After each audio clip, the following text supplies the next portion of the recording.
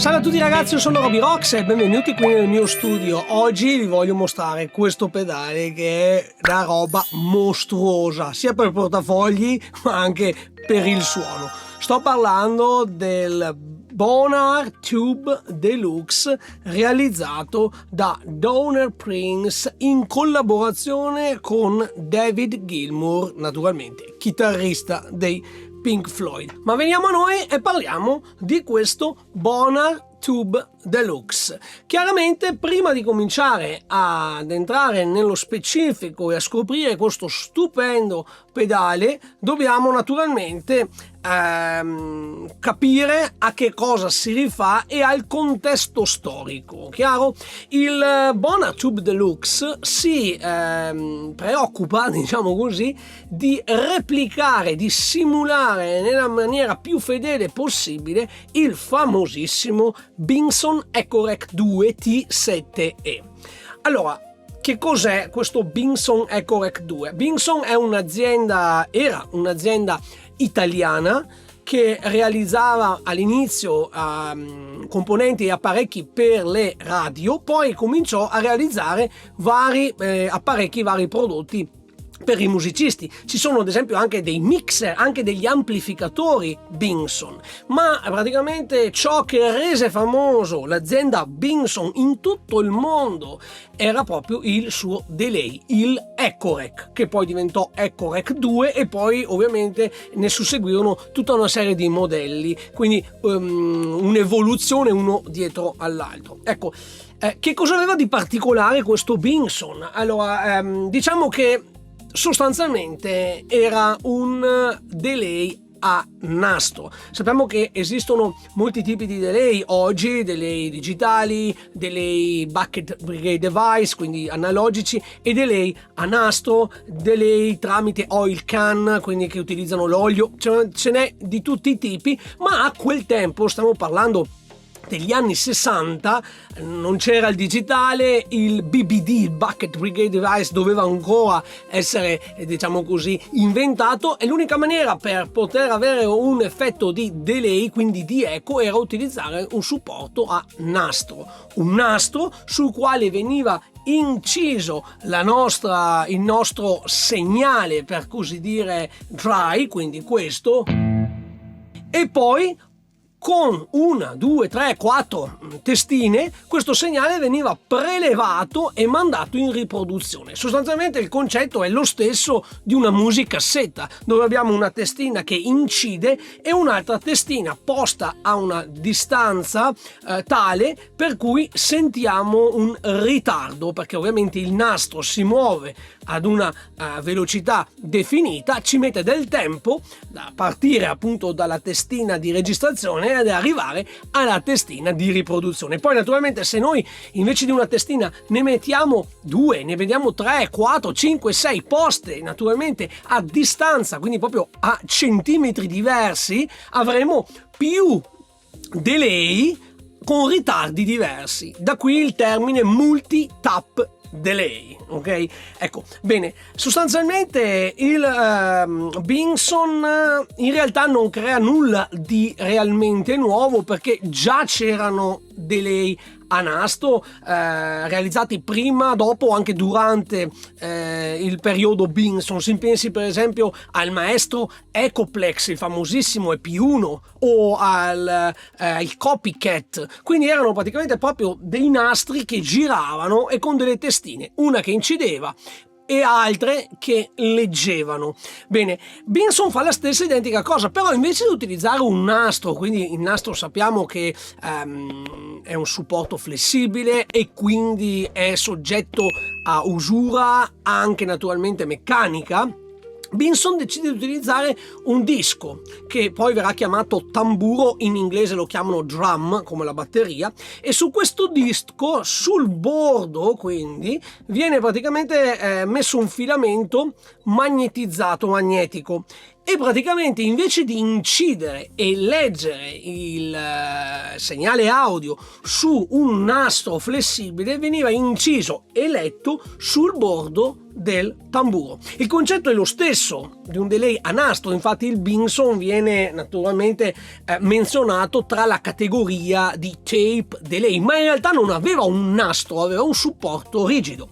Questo gli permetteva di avere naturalmente una precisione migliore, quindi sicuramente le parti ripetute, quindi l'eco era più preciso, meno soggetto ad usura meccanica ma anche ad usura proprio ambientale, perché naturalmente caldo, freddo, secco e umido il nastro naturalmente si deteriora molto maggiormente che in un supporto rigido, chiaro?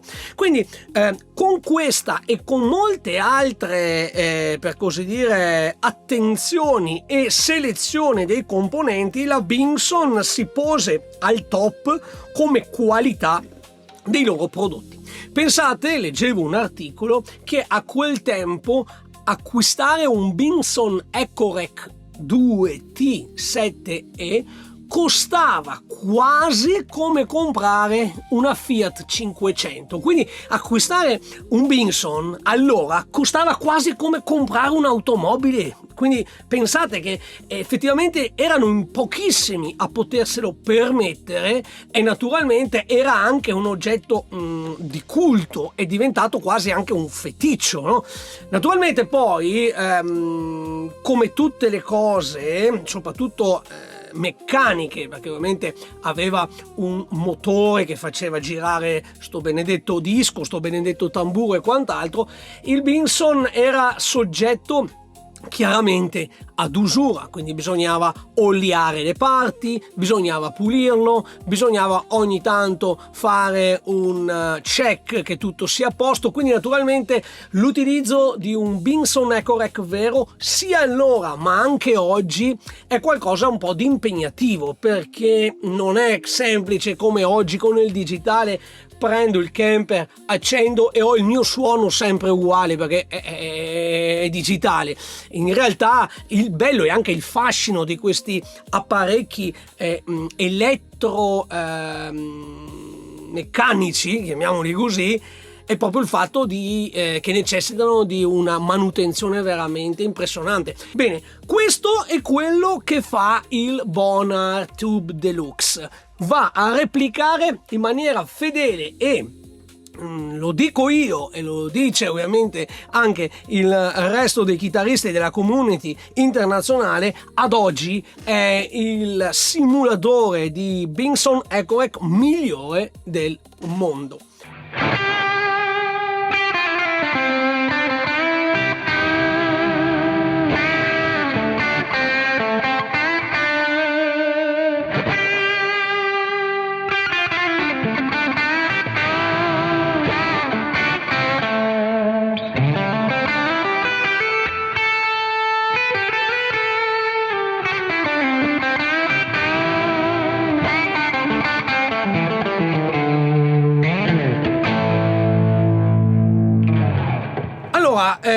Veniamo un attimo alla genesi di questo pedale. Allora, tutto quanto inizia nel 2018-2019, quando un'azienda molto piccola con sedi in Croazia, sto parlando della Downer Prince, che è un'azienda a conduzione familiare, marito e moglie, e mi pare che abbiano qualche aiutante fine, quindi chi ci lavora sta su una mano.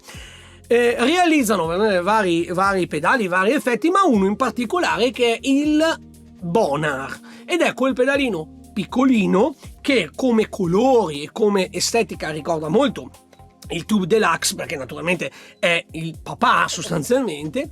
Questo pedale va a simulare il Binson EcoRec 2, esattamente la stessa cosa che fa il Tube Deluxe. Infatti il Tube Deluxe non è altro che una versione, prende lo stesso nome, non è altro che una versione migliorata ed estesa. Ecco, quel pedale là ha avuto molta fortuna perché è stato apprezzato da tantissimi chitarristi, anche molto famosi. Un nome fra i tanti, Steve Lukather dei Toto, che lo ha utilizzato spesso anche nei suoi live. Ebbene, questo pedale, molto piccolino, compatto, è completamente digitale, quindi la simulazione del Binson è ovviamente tutta DSP, quindi tutto quanto digitale, ma ha una qualità veramente stupenda. Questo pedale arriva sotto le mani e sotto l'orecchio di un grande chitarrista che si chiama David Gilmour, chitarrista, ex chitarrista dei Pink Floyd, perché ormai i Pink Floyd non esistono più. Ok, vabbè. Sostanzialmente Gilmour, tramite il suo naturalmente tecnico Phil Taylor, nome conosciutissimo nel mondo tecnico, soprattutto dei chitarristi, contattano proprio Downer Prince e gli chiedono, se possibile, di fare una versione migliorata, corretta, customizzata proprio del Bonham.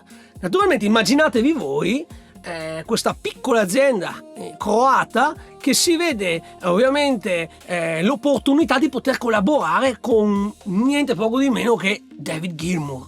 Ovviamente non ci si può lasciare sfuggire un'occasione del genere, il treno passa una volta sola, si mettono subito all'opera. David Gilmour fa una lista di cose che per conto suo gli servono, per conto suo sarebbero utili avere in questa nuova versione del Bonham. Ad esempio il controllo via MIDI, la possibilità di salvare i preset, un miglioramento anche su quello che è proprio la risposta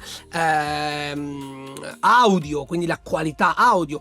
E subito i tecnici di Downer Prince si rendono conto che tutte queste modifiche, tutte queste migliorie che David Gilmour chiede per questa nuova versione, in realtà è difficile da fare su questo pedale. Il pedale è troppo piccolo, il pedale è un po', diciamo così, stupendo, suona da Dio, io l'ho avuto per molto tempo, è veramente molto bello, ma riuscire ad implementare tutti i capricci così che Gilmour chiede in questo pedale così piccolo diventa veramente troppo difficile. Allora cosa fanno?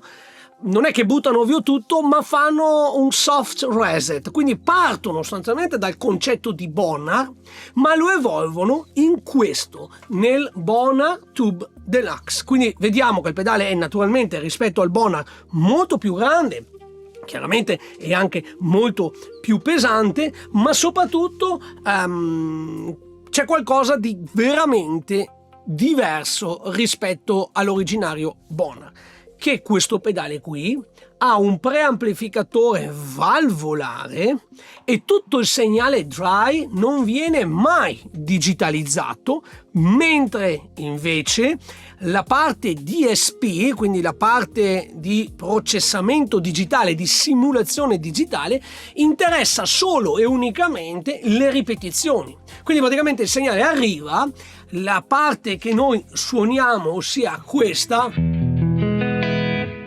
è completamente analogica, valvolare, mentre la parte ripetuta,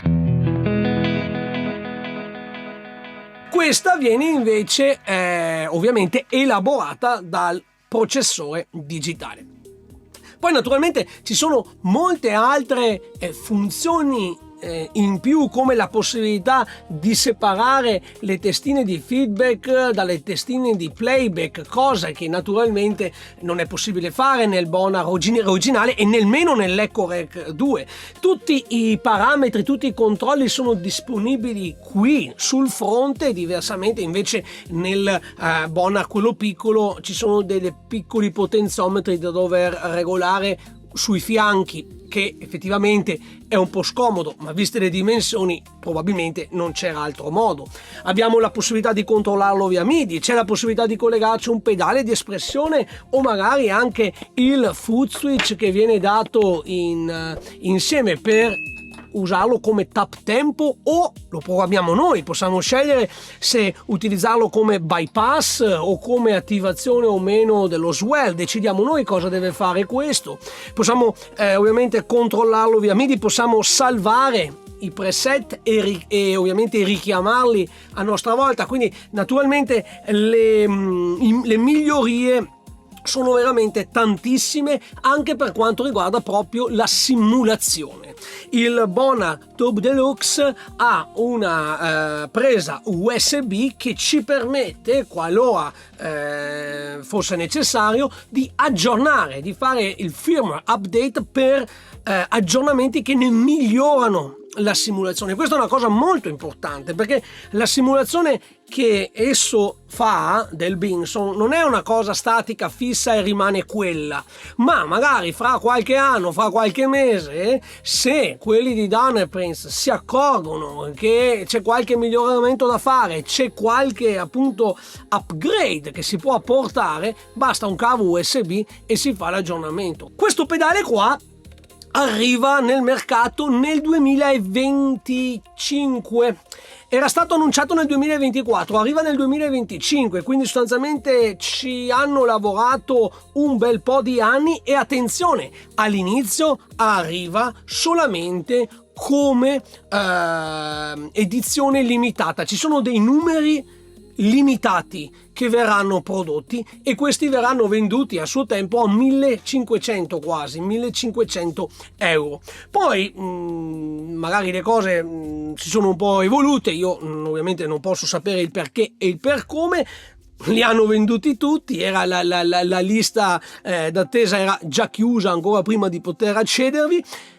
Un anno fa, quindi in agosto del 2025, ecco che il Bona Tube Deluxe arriva disponibile anche nei negozi, per esempio lo trovate anche su Thomann. Ovviamente il prezzo non è indifferente perché vi costa oltre 1200 euro. Con quei soldi lì chiaramente mi prendo una Fractal, mi prendo una Edrash e ne avanzo, mi prendo una Helix, quindi sicuramente il prezzo di questo pedale qua, ragazzi, non è indifferente. Questo è un pedale, io lo voglio dire subito sin dall'inizio, prima di cominciare a suonare, è un pedale pensato per i professionisti, è pensato per chi non vuole scendere a compromessi, vuole la massima qualità possibile, vuole il feeling top, vuole il realismo top.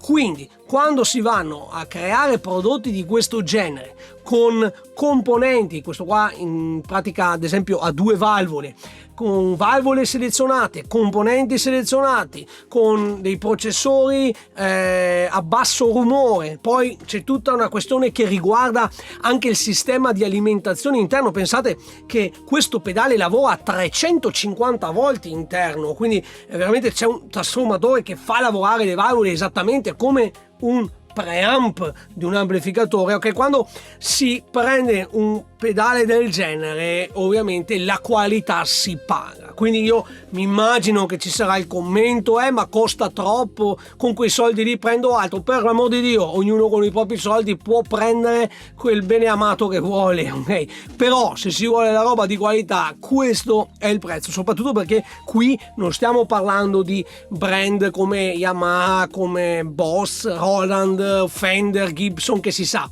si paga in parte anche il nome. Stiamo parlando di un brand naturalmente emergente o quasi piccolo, a conduzione familiare, quindi il costo di questo pedale adesso io non mi sono messo a calcolare effettivamente, ma costo e prezzo vedete che sicuramente sono corretti. Questo è un pedale da sure, diciamo così, o comunque da professionisti.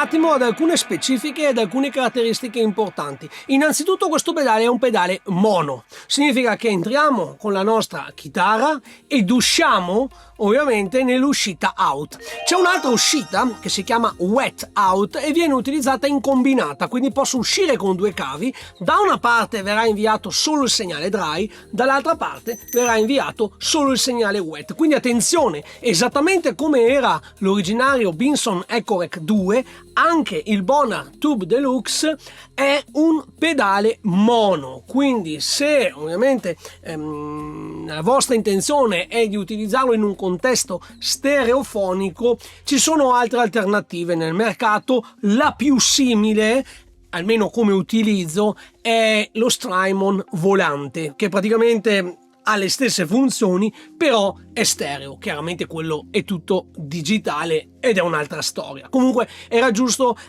ovviamente precisare questo. Come dicevo, all'interno c'è una valvola preamplificatrice. Se non vado errato, ma potrei sbagliarmi, è una 12AX7. Bene, questa valvola lavora a pieno regime, esattamente come deve fare. Sappiamo infatti che negli amplificatori, nelle testate, il preamp, le valvole del preamp lavorano, poi dipende da amplificatore ad amplificatore, lavorano dai 200, 250 ai 300, 350 volt, chiaro?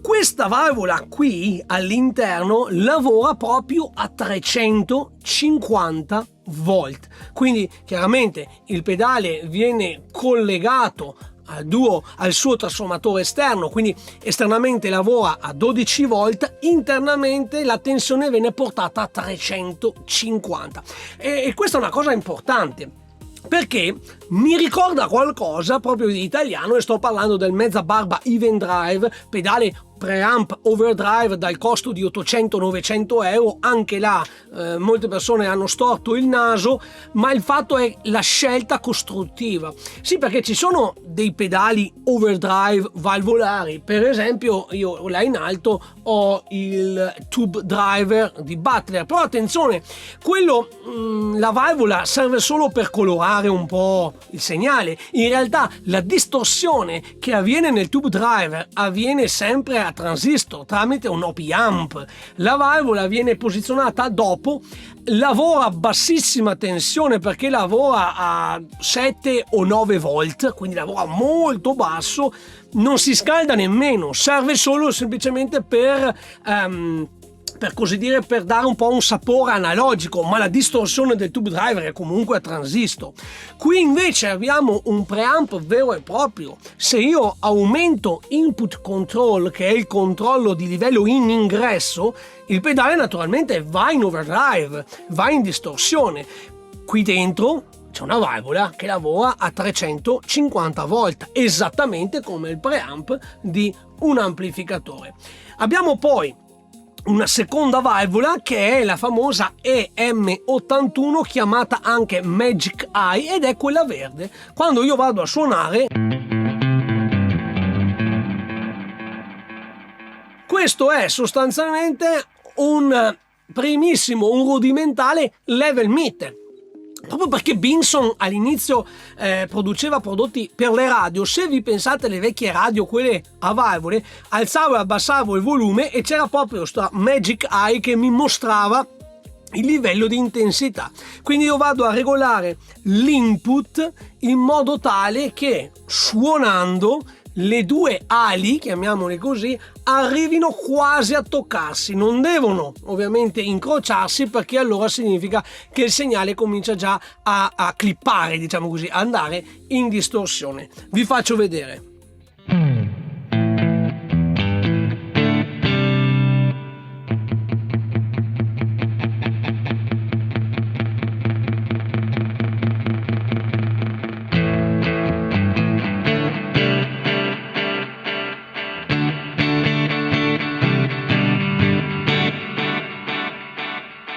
Come vi ho già spiegato, il segnale dry rimane nel dominio analogico, mentre la simulazione è digitale. Una simulazione a 24 bit a 48 kHz realizzata con un algoritmo veramente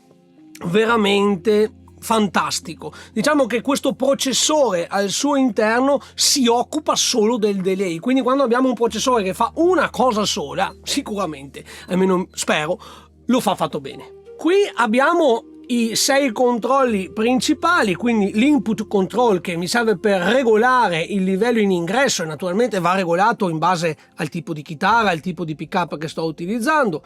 Bass e treble servono se voglio le ripetizioni, quindi riguardano il delay, sta roba qua, se lo voglio più chiaro o più scuro, quindi praticamente è una sorta di equalizzatore.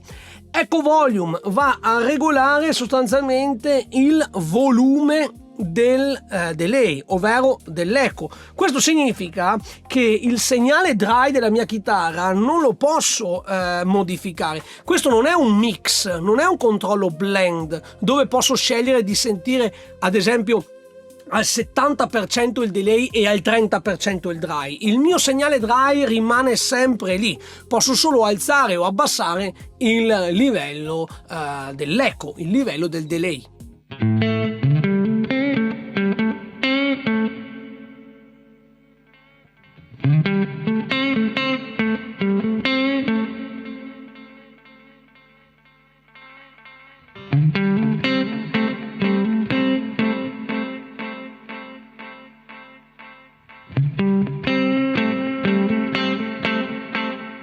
Poi abbiamo length of swell, ovvero la lunghezza praticamente delle ripetizioni. Oggi viene definito semplicemente con il termine feedback. Con questo vado a definire quanto lungo deve essere il delay, o per meglio dire quante ripetizioni voglio sentire. A 0 chiaramente sentirò solo una ripetizione. Stiamo attenti perché se esageriamo il Bonham va in auto oscillazione, esattamente come il Benson.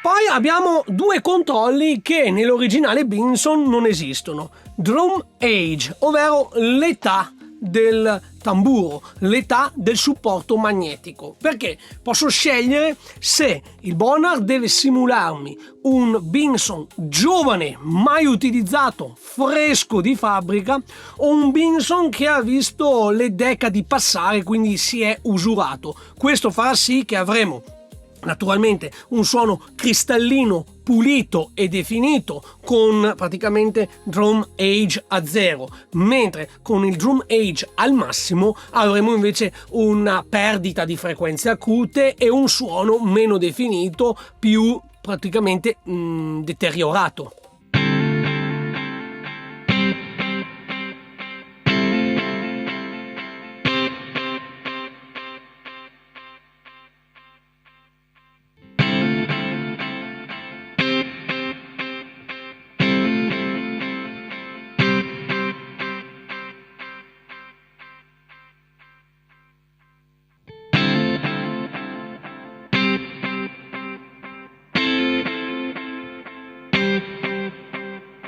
E infine drum speed, ovvero la velocità del disco di rotazione. In questo caso è impostato a 500 millisecondi. Lo posso chiaramente ruotare, ad esempio, per posizionarlo a 300. Ecco, anche qua c'è una particolarità. In realtà il Benson EchoRec originale non permetteva di regolare la velocità del disco. Il disco di rotazione girava ad una velocità fissa che era impostata ad un numero di giri tale che la testina più distante, quindi il delay massimo che potevo avere, era di circa 300 millisecondi, esattamente come l'ho impostato ora. Chiaramente qui siamo in digitale e quindi ho la possibilità di regolare il delay da un minimo di 47 millisecondi fino posso arrivare ad un massimo di 950 millisecondi, quindi vale a dire quasi un secondo di ritardo. Chiaramente queste lunghezze di ritardo erano impensabili per un Benson ed erano impensabili per l'epoca.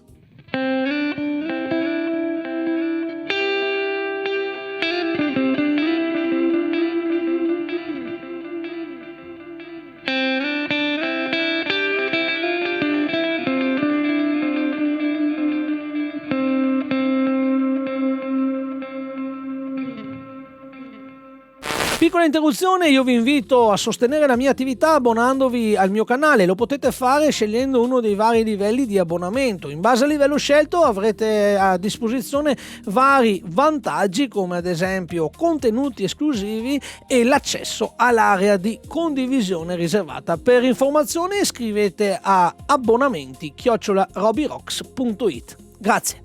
Chiaramente possiamo utilizzare il Bonar esattamente come si utilizzava l'originale Benson, quindi come potevo selezionare vari ritardi di diversa misura, bene, il Benson utilizzava 4 testine di lettura posizionate in 4 punti, quindi distanziate in punti diversi rispetto appunto alla testina di registrazione, e quindi avevo 4 praticamente tempi di ritardo. Quindi impostando il Bonar a 300 millisecondi esattamente come era l'originale, con l'ultima testina, la testina numero 4, quella più distante, avevamo sostanzialmente questo tipo di delay qua. Questo lo possiamo definire come un quarto. Se invece selezionavo la terza testina, quindi quella subito precedente, questa invece è un ottavo puntato, vale a dire 225 millisecondi. Quella precedente ancora, quindi la seconda, invece si trova esattamente ad un ottavo, ovvero 150 millisecondi, esattamente la metà della quarta.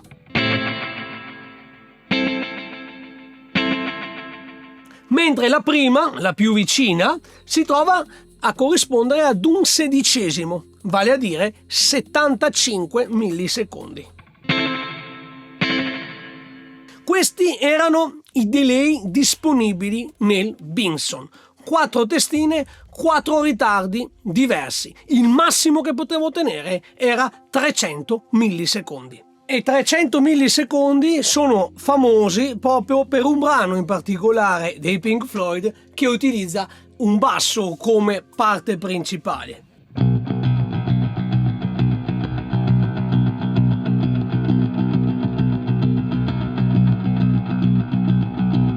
E poi naturalmente si va avanti fino allo sfinimento, lo sappiamo, però pensate voi, un basso insieme a un Benson Agorec ed ecco che è nata la magia, un brano iconico e praticamente neanche tanto difficile da suonare. Ma vediamo un attimo come funzionano le testine in questo caso. Perché? Perché nel Benson Agorec 2 T7E tutte queste cose che abbiamo qua in realtà non ci sono. Dovete sapere che nel Benson Agorec 2 abbiamo un selettore a 12 posizioni, ogni posizione corrisponde ad una combinazione di testine, quindi nella prima posizione abbiamo la testina 1, nella seconda la 2, la 3 e la 4 e poi abbiamo la 1 più la 2, la 1 più la 3, la 2 più la 3, la 2 più la 4, la 1 più 2 più la 3, quindi praticamente abbiamo varie combinazioni per un massimo di 12. In realtà però, se ci facciamo i conti, dal momento che ci sono 4 testine, se i calcoli non mi ingannano, le combinazioni possibili sono 16, mentre il Benson ne permetteva solo 12. Praticamente 4 combinazioni mancavano. Ed ecco che con il Bonner Tube Deluxe, ma anche con il Bonner quello piccolino, possiamo creare noi le combinazioni di testine che più ci piacciono. Posso per esempio mettermi la terza e la quarta, ossia l'ottavo puntato insieme al quarto. Mi aumento il tempo di delay semplicemente perché così riusciamo a percepire meglio le differenze, soprattutto con le testine più vicine, quelle da un sedicesimo e da un ottavo.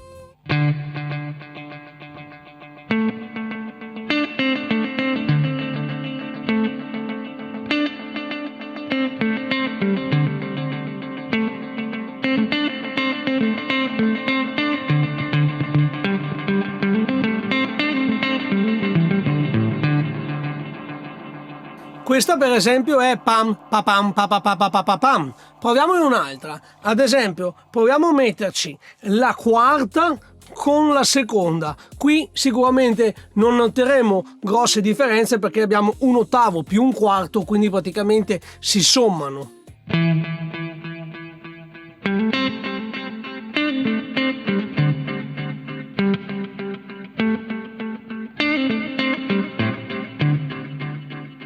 Proviamo ora invece, ad esempio, la prima, quella da un sedicesimo, e la terza, quella da un ottavo puntato.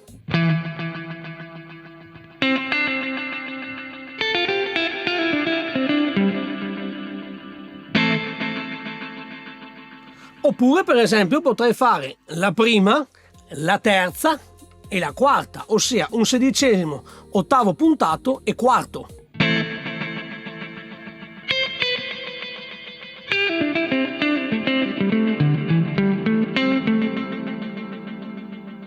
E via dicendo. Le combinazioni sono 16, quindi 4 in più quelle che effettivamente mi permetteva il Binson EcoRec 2. Ma non è finita qua, perché secondo me la cosa interessante è la possibilità di scegliere quale testine vanno in playback e quale testine vanno in feedback, che sono due cose completamente diverse. Infatti, se avete notato, quando selezionavo la testina accendevo tutti e due i pulsanti, sia quelli superiori sia quelli inferiori. Qui troviamo infatti scritto playback heads, mentre qui sotto troviamo semplicemente scritto back. Questo lo possiamo intendere come feedback. Vediamo di capirci un attimo.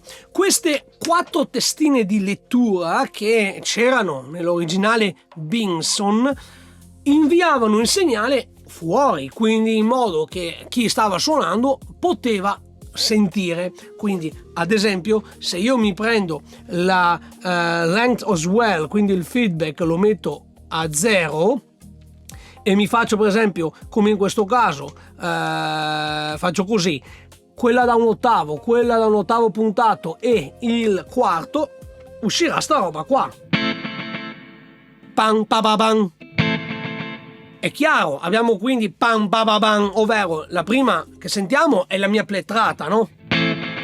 Le altre 3 sono appunto l'ottavo puntato e il quarto, pam pa pa pam. Se io per esempio mi metto il sedicesimo, quindi la prima, la terza e la quarta, avrò sta roba qua.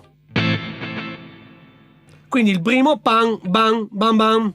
O magari posso fare una combinazione ad esempio di questo genere: la prima è la mia plettrata, ottavo e quarto, oppure semplicemente ottavo puntato. Ok, il concetto è semplice: ogni testina, quando riceve il segnale, quando il nastro passa praticamente sulla testina, la testina manda fuori quello che ha letto, quindi questo si chiama playback e viene infatti controllato dai pulsanti di sopra, tanto che io questi qua li posso anche lasciare spenti, non mi cambia niente, faccio una cosa così, eccolo lì. Il feedback, ossia il back, è quella parte di segnale che viene rispedita alla testina di registrazione per essere riletto nuovamente, è quello che crea le ripetizioni multiple, perché naturalmente se io non ho un feedback ho solo una ripetizione, pam bam pam bam. Se io voglio pam bam bam bam bam bam, se voglio più ripetizioni, bisogna che questa testina, oltre a inviare fuori il segnale, quindi un playback, me lo manda anche all'inizio per poi essere letto di nuovo, per poi averlo mandato all'inizio e avanti. Me lo manda all'inizio tante volte quante ripetizioni io voglio. Quello si chiama feedback e lo possiamo controllare appunto con i pulsanti qui sotto. Adesso naturalmente devo tirare su anche un po' di feedback, quindi la lunghezza, perché sennò non sento nulla. Eccolo qua. La grande differenza rispetto all'EcoRec 2 è che l'EcoRec 2 ogni testina era sia playback che feedback. Quindi quando io per esempio seleziono la terza, la quarta e magari anche la seconda, la terza e la quarta, queste tre testine mandano fuori il segnale e lo rimandano anche all'inizio. Quando poi il segnale passa di nuovo si andrà a mescolare, quindi non sentiremo pam bam pam bam pam bam pam bam, ma sentiremo pam bam bam bam bam bam bam bam bam, perché ovviamente ogni ritorno ad ogni passata si somma la somma precedente. Infatti il Binson è caratteristico per quello, proprio per il fatto che le ripetizioni a lungo andare si mescolano e diventa una sorta di rudimentale riverbero. Sentiamo.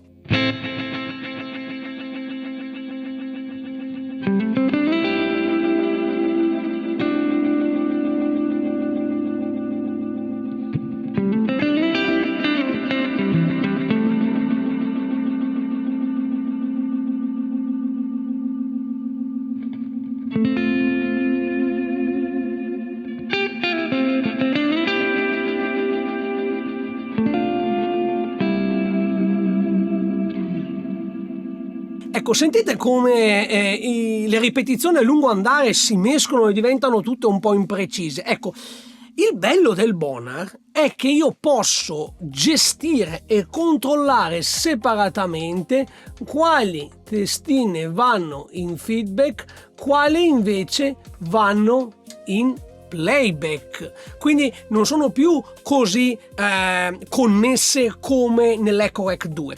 Il funzionamento in questo caso è uguale a un altro Binson uscito ovviamente molto più tardi dell'EcoRec, e mi sto riferendo al Binson PE603T, che è praticamente una versione più diciamo così evoluta dell'EcoRec, il quale permetteva proprio di fare questo, permetteva di scegliere quali testine mandare in playback, quali mandare in feedback, e il Bonar fa esattamente la stessa cosa. Quindi di fatto è comunque di base una simulazione di EcoRec 2, ma ci permette anche di sperimentare sonorità che con l'EcoRec 2 originale sarebbe stato impossibile. Quindi ad esempio posso mettermi la terza e la quarta testina in playback e in questo caso avrò una ripetizione soltanto, e gli dico che solamente l'ultima va in feedback.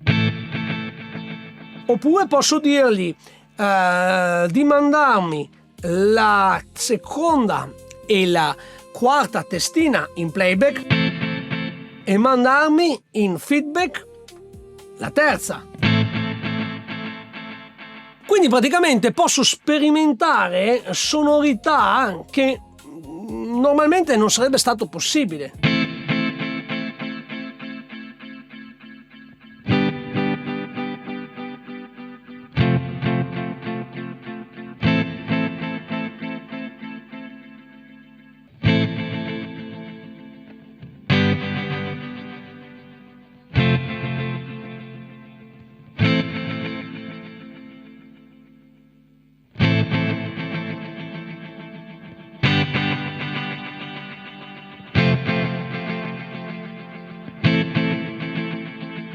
Ecco, tutte queste impostazioni, quindi il drum age, la lunghezza delle ripetizioni, le impostazioni delle testine, come pure i bassi, gli alti, l'eco volume, li possiamo salvare in un preset, in modo poi da poterlo richiamare sia on board tramite i pulsanti o anche tramite MIDI. Pensate che tramite MIDI posso configurare fino a 127 preset e li posso richiamare naturalmente con una pedaliera camera esterna.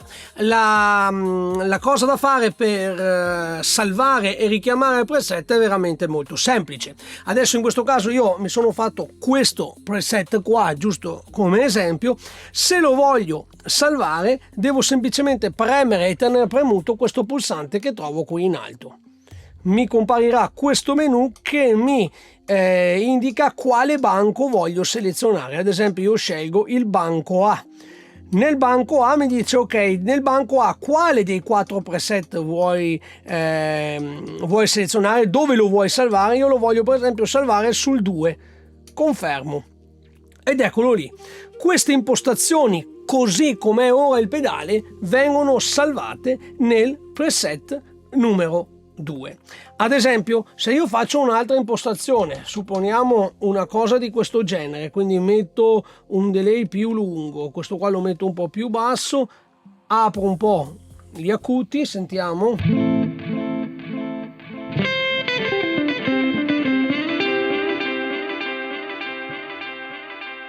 E mi metto anche una drum edge un po' più vecchiotto, no?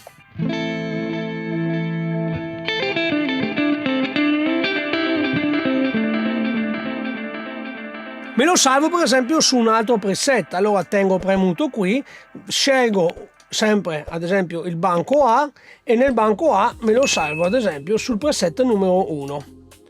Ottimo. Chiaramente poi dal menu qui possiamo anche dare un nome ai preset giusto per poterli riconoscere. In questo caso possiamo anche lavorare per preset. Ora non c'è nessun preset selezionato, quindi come faccio? Vado su select e lo premo una volta, scendo, seleziono preset, vado su load preset, scelgo il banco, abbiamo 4 banchi A, B, C o D, ogni banco con 4 preset, quindi sono 16 memorizzati qui, seleziono il banco A e scelgo ad esempio il preset 1, che è praticamente questo qui. Posso naturalmente selezionare altri preset di altri banchi tenendo premuto il pulsante di sinistra, selezionare il banco che mi interessa avanzando o retrocedendo con questi due qua, tengo premuto per confermare e scelgo un altro preset tipo il preset 2, tengo premuto per confermare ed ecco che ho richiamato il preset numero 2. Chiaramente anche qui possiamo scegliere un preset in particolare. Entrando nel menu possiamo scegliere un preset come favorite, ovvero un preset preferito, che lo possiamo richiamare in qualsiasi occasione semplicemente tenendo premuto il primo pulsante. Se io lo tengo premuto in automatico mi va sul mio preset preferito. Io avevo impostato per esempio il preset 1 del banco A è il mio favorite, quindi in qualsiasi caso, in qualsiasi banco, in qualsiasi preset che io mi trovi, qualora volessi richiamare il mio preset preferito, basta che tengo premuto questo pulsante qua. Altre funzioni interessanti, con questo pulsante qua, quando io lo vado ad accendere, succede questo, ovvero lo swell.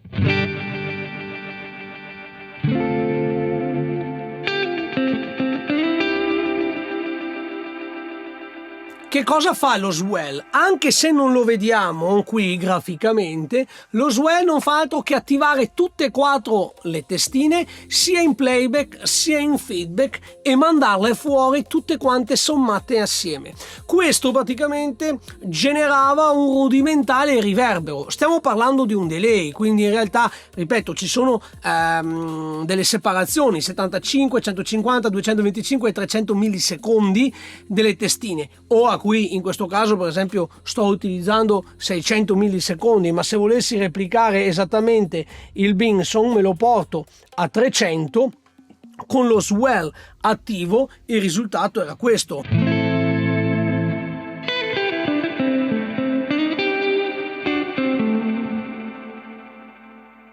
Ok, potrebbe fregarvi un po' il fatto che ho il riverbero Eventide attivo. In questo caso spengo il riverbero dell'Eventide, completamente spento. Infatti, se spengo il pedale, sento questo.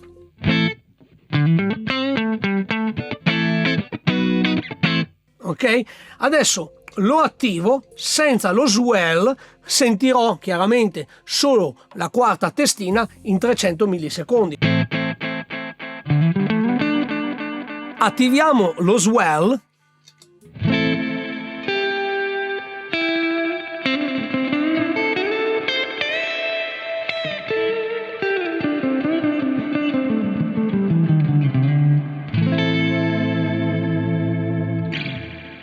All'epoca avere un riverbero così era praticamente qualcosa di futuristico. Immaginatevi negli anni 60 avere un pedale che vi possa anche fare da riverbero.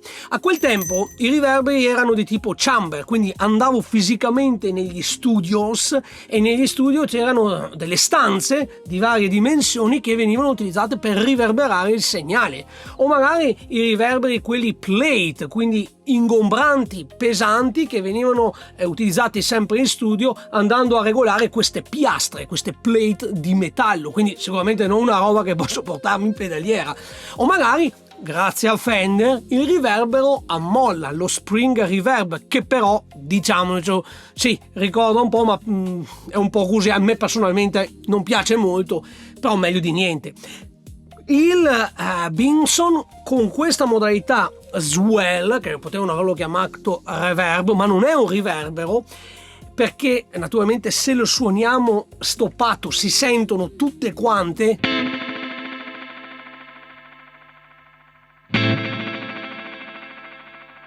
Sentite, ta ta ta ta ta ta ta ta. Però se io ci suono qualcosa di arpeggiato così, ad esempio,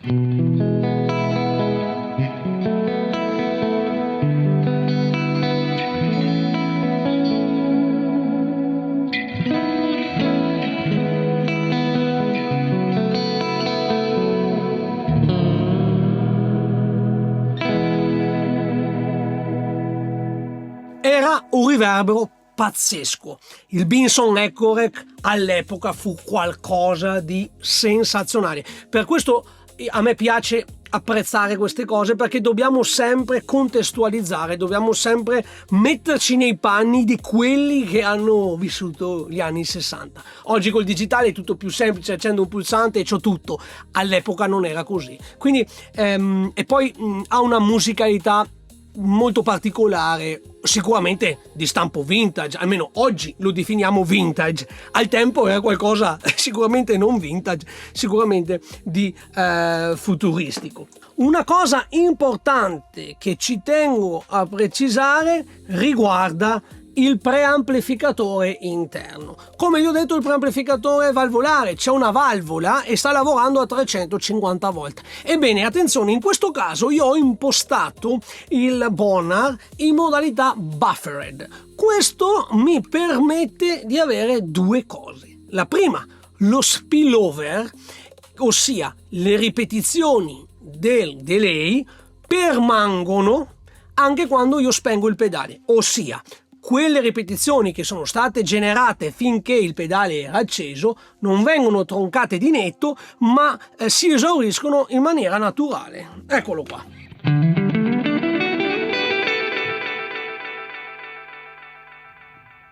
Questo naturalmente nell'originale Benson era impossibile. Ma un'altra cosa importante che riguarda la modalità buffered è proprio quella del preamp.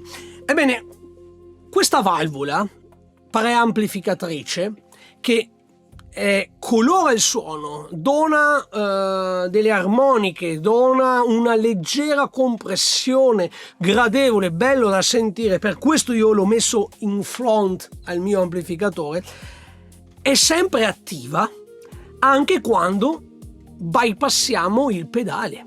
Quindi io che adesso sto suonando, ovviamente la valvola lavora. Spengo, anzi bypasso il pedale, ok, il level meter non me lo segna più perché ovviamente ho bypassato il delay, ma la valvola interna, il preamplificatore interno lavora ancora.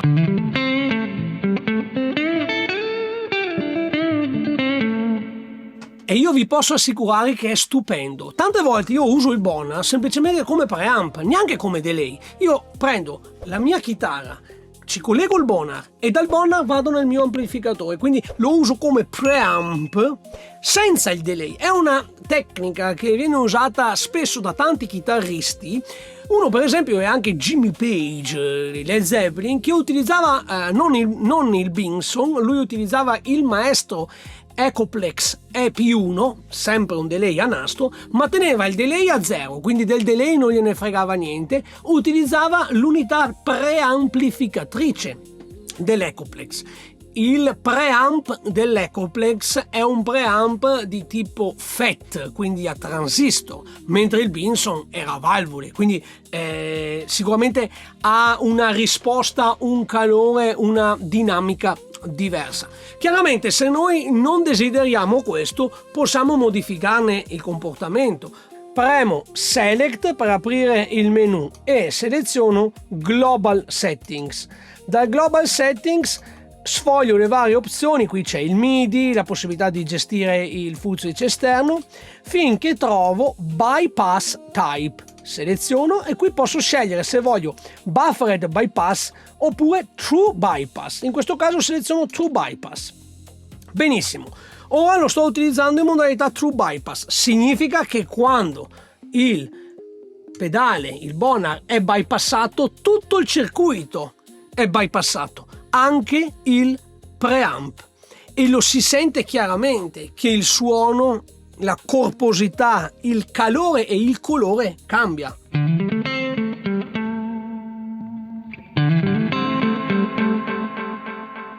Ve lo faccio sentire anche senza ripetizioni, quindi in questo caso non sto utilizzando il delay.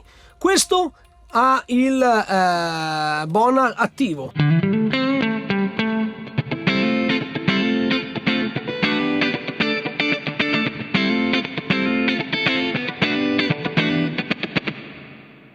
Bypasso il pedale, quindi in questo caso, essendo True Bypass, viene bypassato tutto.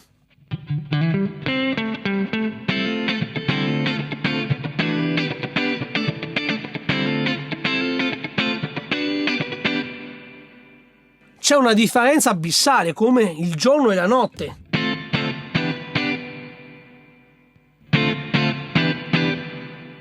Chiaramente in modalità True Bypass perdiamo anche lo spillover. E in questo caso si comporta esattamente uguale a come si comportava il Benson Ecovec. A me personalmente preferisco utilizzarlo in modalità Buffered, perché veramente il colore, il calore che dona al nostro segnale è stupendo, abbiamo solo che da guadagnarne. Quindi ragazzi, questa è la mia presentazione di questo pedale. In realtà ci sarebbe molto da dire, però ovviamente non volevo fare un video che durasse 2 ore, perché in realtà le funzioni disponibili, le configurazioni e tanti piccoli dettagli che rendono questo pedale veramente speciale sono tanti, sono tantissimo. Io vi rimando nel sito del produttore, dove trovate tutto quanto scritto per benino, perché naturalmente ho cercato anche di sintetizzare nel limite del possibile. Che dire, un pedale che non è per tutti, perché l'unica cosa è il prezzo, purtroppo è l'unico deterrente, è il prezzo, però io vi assicuro che, lasciando un attimo stare la questione prezzo, per quanto riguarda la qualità e la definizione, io sono un grande patito di pedali delay, sono un grande patito del Benson, ne ho provato tante simulazioni, sia plugin sia pedale, e devo dire che è una roba così non l'avevo mai sentita, e ribadisco che secondo me il 70-80% del suono, della bellezza di questo pedale lo fa proprio il preamplificatore valvolare che c'è al suo interno. Detto questo, fatemi sapere anche voi che cosa ne pensate, se per caso lo avete acquistato anche voi, se avete in previsione di acquistarlo, o magari se utilizzate qualche altra alternativa, o magari il piccolino, il Bonard, quello più piccolo. Fatemi appunto sapere che cosa ne pensate nei commenti. Come al solito io vi invito a lasciare un like, iscrivervi al canale, cliccare sulla campanellina. Sono operazioni gratuite, non vi costano assolutamente niente, aiuterete il mio canale a crescere, vi ringrazio sin da ora. Vi invito anche a fare un salto sul mio sito robyrocks.it, dove trovate i preset che realizzo per i sistemi digitali, ma trovate anche i link ai corsi, alle masterclass che io realizzo. Detto questo vi saluto, vi ringrazio e ci vediamo nel prossimo video. Ciao!